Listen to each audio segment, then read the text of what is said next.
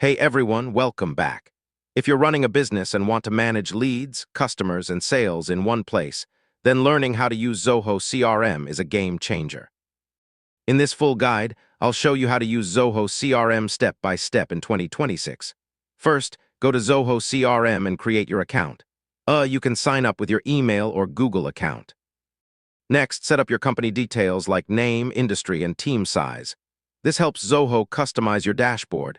Now you'll land on the main dashboard.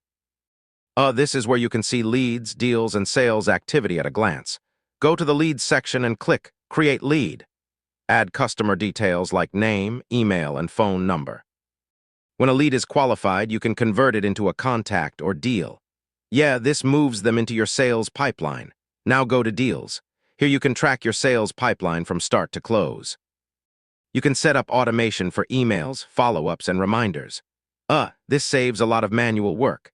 Zoho CRM gives you detailed reports on sales performance, leads, and conversions. You can connect Zoho CRM with email, WhatsApp, and other business tools for better workflow. Finally, customize your CRM fields, layouts, and permissions based on your team's needs. And that's it. With Zoho CRM, you can manage your customers, automate sales, and grow your business more efficiently.